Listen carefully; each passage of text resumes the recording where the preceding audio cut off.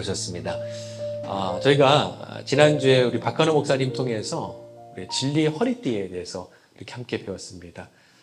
진리이신 예수님을 우리가 중심으로 꽉 붙들고 있어야지만 우리가 승리할 수 있다라는 것이었고요. 전신갑주가 총 6가지가 있어요. 우리 한번 보도록 할까요? 우리 구원의 투구부터 이렇게 시계 방향으로 한번 돌아가 보겠습니다. 시작. 구원의 투구, 의의 호심경, 믿음의 방패, 진리의 허리띠, 평안의 복음의 시, 그 성령의 검. 이것이 6가지인데요. 오늘은 두 번째 시간으로 의의 호심경에 대해서 함께 배우겠습니다. 예전 성경은요, 의의 흉배라고 이렇게 했어요. 흉배라는 것은 가슴과 등을 말하고 있거든요. 당시 갑옷이 이제 가슴과 등을 모두 가리는 게 막이었습니다. 그래서 흉배라고도 이렇게 얘기를 했어요. 근데 오늘날 지금 저희가 보는 개역 개정 성경에는 의의 호심경이라고 했습니다. 호심경이 무슨 뜻이냐면요. 호는 이제 보호하다라는 거고요. 심은 마음 심자, 마음이고요. 경은 이제 거울을 말합니다. 그래서 표현하면 마음을 보호하는 거울, 또 달리 표현하면 심장을 보호하는 거울이라는 거예요. 왜 거울이라고 했을까? 당시는 이제 구리 거울을 사용을 했거든요. 그러니까 심장을 보호하는 구리 동판이라고 말하면 좀 더 편할 것 같습니다. 로마 군인들은 전쟁터에 갈 때 가슴에 호심경을 메고 갔는데요. 이것은 사방으로부터 날라오는 화살 또는 창으로부터 이제 심장과 장기를 보호하기 위해서 이 호심경을 착용을 했습니다. 그렇다면 이 호심경의 영적 의미는 무엇일까? 히브리 문화에서는요, 심장은 생각을 뜻해요. 그리고 이 장기는 감정을 뜻합니다. 우리 예레미야 4장 19절인데요. 우리 함께 한번 읽어보겠습니다. 시작. 슬프고 아프다. 내 마음속이 아프고 내 마음이 답답하여 잠잠할 수 없으니 이는 나의 심령이 나팔 소리와 전쟁의 경보를 들음이로다. 여기서 이제 슬프고 아프다라는 것은 히브리 원어 표현은 뭐냐면요. 나의 창자여, 나의 창자여라는 뜻입니다. 그러니까 히브리인들은 장기를 표현할 때 나의 창자, 나의 창자, 이것은 그 감정이 슬픈 감정과 동일한 거였어요. 그리고 그들은 실제로 슬픈 일을 겪었을 때 어떻게 하냐면 이 가슴에 옷을 막 찢는 그런 액션을 취했습니다. 이것은 내가 지금 너무나 답답해서 내 장기가 지금 찢어지는 것 같다. 내 심장이 찢어지는 것 같아서 옷을 찢는 것을 표현을 했어요. 그렇기 때문에 호신경을 입으라는 것은 무슨 뜻이냐면요. 우리의 마음을 잘 지켜라 라는 그런 의미입니다. 여러분 혹시 최근에 좀 속상하신 적 혹시 있으셨어요? 좀 이렇게 마음이 아프신 적이 혹시 있으셨나요? 마음이 혹시 무너지신 적도 혹시 있으신가요? 육체적으로 아무리 우리가 건강해도 마음이 무너지면, 마음이 어려우면 그 사람 아픈 사람입니다. 우리가 건강검진 받을 때 완벽하다라는 건강검진을 받아도 마음이 무너진 사람이면 그 사람은 아픈 사람입니다. 사실 사람이 무너지는 것은 어려운 사람 때문에 또는 어려운 환경 때문에 무너지는 것이 아니라 내 마음이 무너질 때 우리가 무너지게 됩니다. 그래서 성경은 이렇게 말하고 있습니다. 잠언 4장 23절인데요. 이렇게 읽어보겠습니다. 시작. 모든 지킬 만한 것 중에 더욱 내 마음을 지키라. 생명의 근원이 이에서 나라. 우리가 살면서 얼마나 지켜야 할 것들이 많이 있어요. 여러 가지 지켜야 할 것들이 있잖아요. 그런데 하나님은 우리에게 말씀하십니다. 지킬 만한 것들이 많이 있는데 그 중에서 가장 먼저 우선순위로 무엇을 지켜야 하느냐? 바로 우리의 마음을 지켜야 한다. 무너지지 않도록 우리의 마음을 잘 지켜야 한다라고 말하고 있어요. 그리고 사탄은 이 마음의 중요성을 너무나 잘 알기 때문에 우리의 무엇을 공격하느냐? 가장 먼저 우리의 마음을 공격합니다. 그래서 하나님께서는 우리에게 의의 호심경을 입어서 마음을 잘 지켜야 한다라고 말씀하고 있어요. 그런데 무슨 호심경이죠? 의의 호심경이라고 합니다. 그러니까 의로움의 호심경이라는 거예요. 여기서 의롭다라는 것은 righteousness, 의롭다. 근데 내 의가 아니라 하나님께서 예수님을 통해서 주신 그 예수님의 의를 말하고 있습니다. 그러니까 예수님의 의로우심으로 나의 마음을 지켜야 한다라는 뜻이에요. 그래서 우리는 마음이 속상할 때요, 예수님의 의가 아니라 내 의가 툭 나타나서 내 의로 호심경을 딱 장착하는 경우가 있습니다. 이것은 일종의 복수와 또 우월심으로도 드러납니다. 누군가 내 마음을 이제 속상하게 하거나 팍팍 긁는 거예요.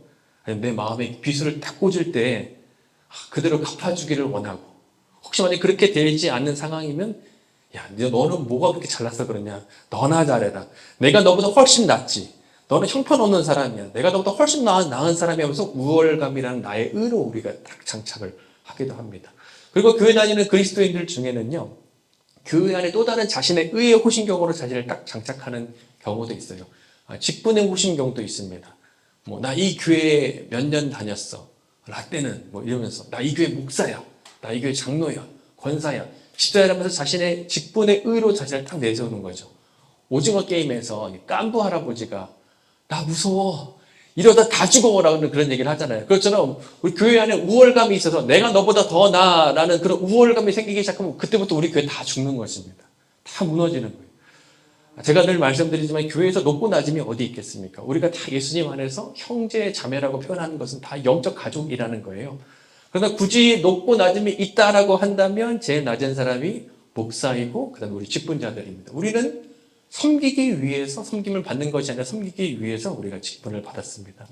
어떤 그리스도인들은요, 율법주의라는 딱 의로 자신의 의로 장착을 해요.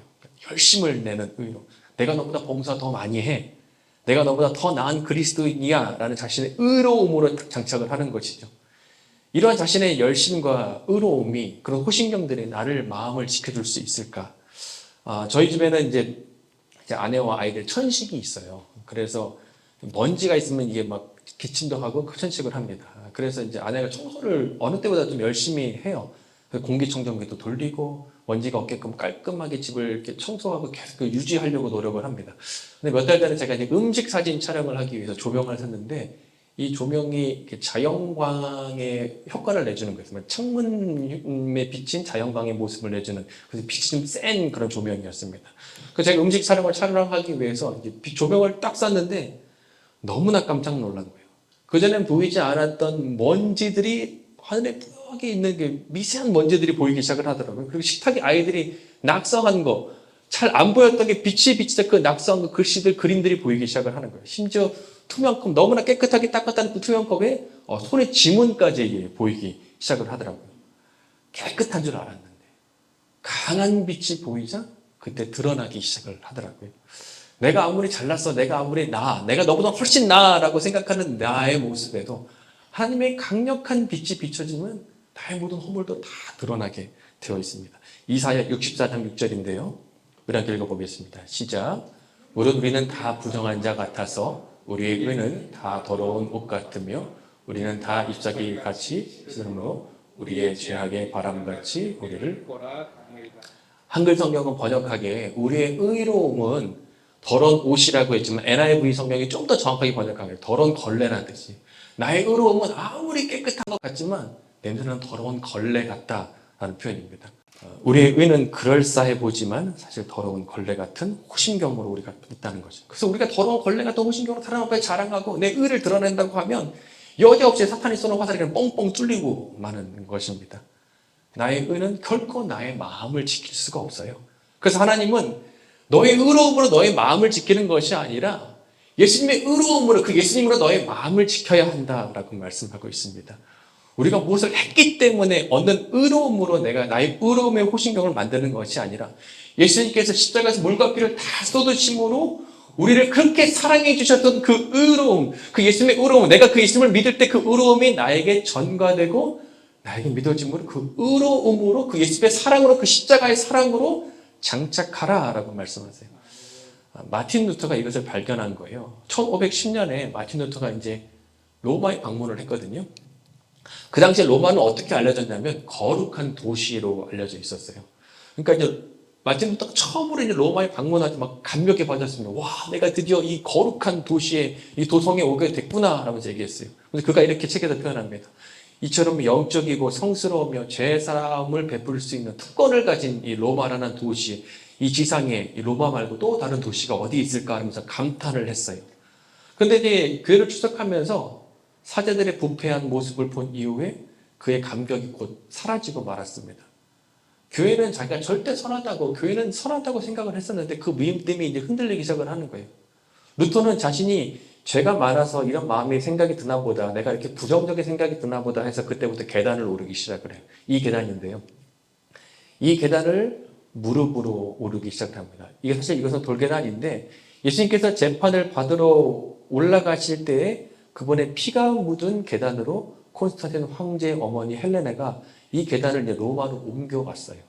그래서 이 로마가 이제 예수님이 걸었던 계단이다라고 상징을 했고 많은 사람들이 자신의 죄책감이 느껴질 때 나는 고행을 해야 돼 라면서 무릎으로 계속해서 이 돌계단을 걸어 올라가면서 피가 날 때까지 계속해서 반복을 하면서 자신을 좀 아프게 하는 거죠. 힘들게 하면서 그래야지만 내 죄가 없어질 거다라고 생각을 하고 내가 깨끗하고 의롭게 될 거야라고 생각을 했어요.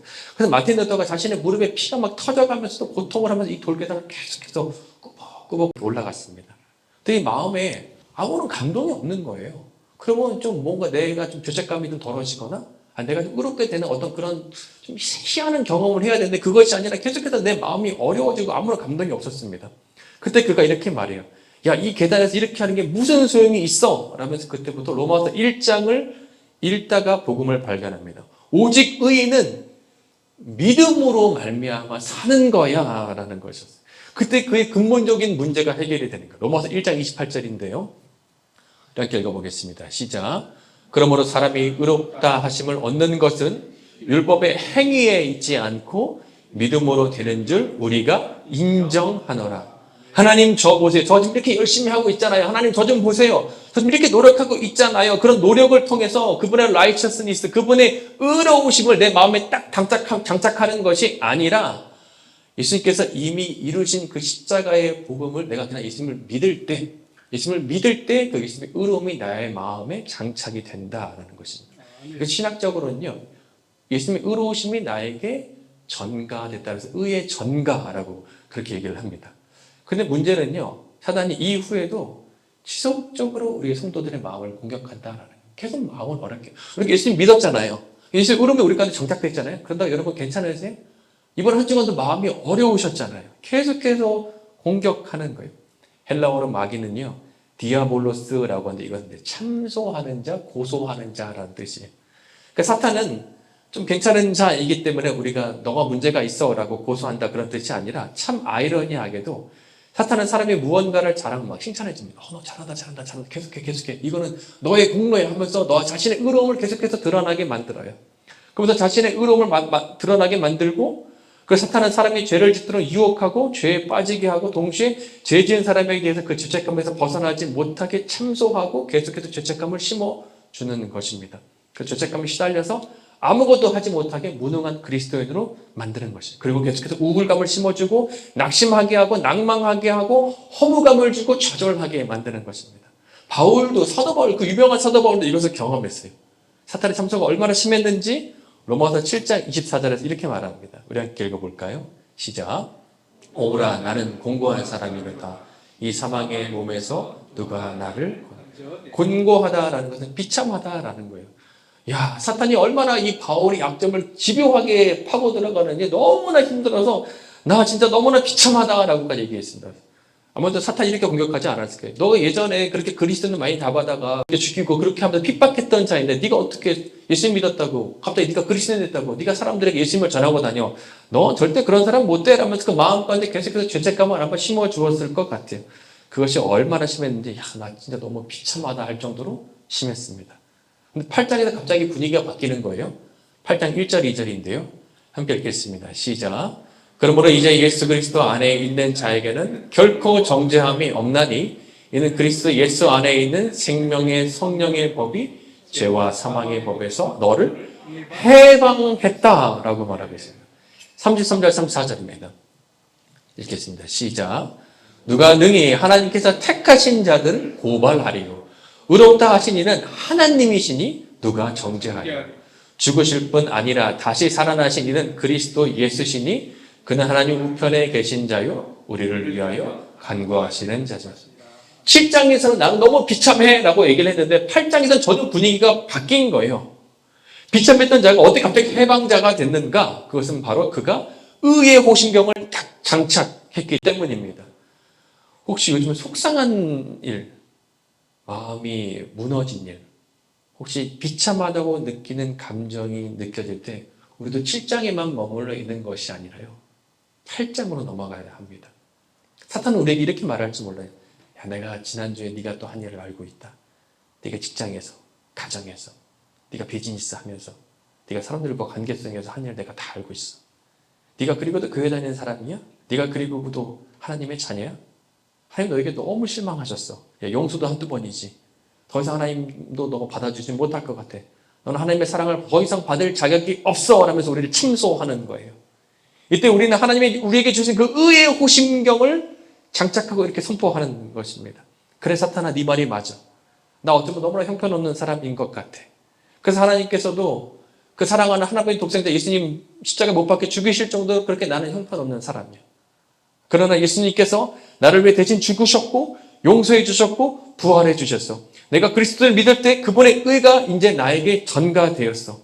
뿐만 아니라 그분께서 나에게 새 생명을 주시고 나를 거듭나게 해주셨어. 나에게는 죄책감, 우울감, 낙심, 좌절감, 허무감 이 모든 것이 예수님의 사랑으로 다 치유될 수 있고 예수님의 의가 나에게 장착되기 때문에 나는 의의 호신경을 입고 지금도 일어날 거야 라고 우리가 선포할 수 있는 것입니다. 그때 사단이 쏘는 화살이 우리 의의 호신경에서 팅팅팅 튕겨나가게 되는 거예요. 미켈란젤로가 만든요 피에타의 조각상이 있어요. 한번 보여주시겠어요? 예. 피에타는요, 이탈리아로 이제 슬픔을 말합니다. 어머니 마리아가 십자가에서 내려진 예수 그리스도의 시신을 떠안고 슬픔에 잠긴 모습을 조각한 작품으로요. 베드로 성당에 보관되어 있는 미켈란젤로의 대표적인 작품으로 유일하게 이제 그의 자신의 이름이 직접 새겨져 있는 그런 작품이기도 합니다. 근데 많은 사람들이 이 작품을 봤을 때, 야, 저거는 좀 잘못된 조각상이야 라면서 이렇게 비난했어요. 그림을 보면 여러분, 주인공이 누구 같아요? 꼭 마리아 같아요, 마리아. 마리아 같은 거예요.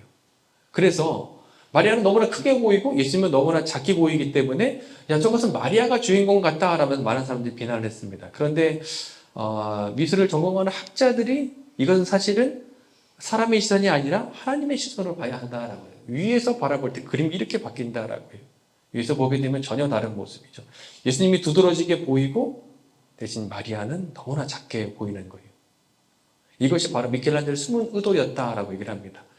사랑하는 여러분, 우리가 사람의 시각으로 나를 보면요, 우리가 실망하게 되어 있습니다. 우리가 하나님의 시각으로 나를 보면 그때 우리가 예수님이 크게 보이게 되어 있는 거예요. 의의 호신경이 그렇습니다. 사탄이 참소하고 고소할 때 사람의 시선으로 나를 바라보면 나의 연약한 모습, 죄된 모습, 무능한 모습, 연약한 모습, 나의 좌절된 모습, 여러 내 모습만 보이게 되면 탑도 끝도 없는 거예요. 계속해서 빠져드는 것입니다. 그러나 의의 호신경으로 딱 무장하면요, 하나님의 시각으로 나를 바라보게 되면 내 안에 계신 크신 예수님이 보이게 되는 것입니다. 나를 향한 그분의 사랑과 그분의 의로움이 보이게 됩니다. 태양빛이 쨍쨍 내려지는 날 로마 군인들이 딱 이제 이게 여기 적군이에요. 로마 군인들이 올 때 햇빛이 이쪽으로 딱 내려지면요, 다들 이제 호신경을 입거든요. 호신경이 이제 구리로 되어 있기 때문에 태양빛이 비치면 그렇게 그 빛이 났다고 그래요. 그래서 적군들이 볼 때는 마치 빛의 군대들이 오는 것처럼 느껴졌다라고 합니다. 사랑하는 여러분, 이번 한 주간도요, 예수님을 믿으시고 굳게 믿으시고 예수님의 의의 호신경을 여러분이 장착하십시오. 그래서 사탄이 어떤 화살에도 능히 이겨내시고 마음을 지키실 뿐만 아니라 빛의 자녀로서 빛을 비추면서 살아갈 수 있는 우리 모두가 되기를 소망합니다.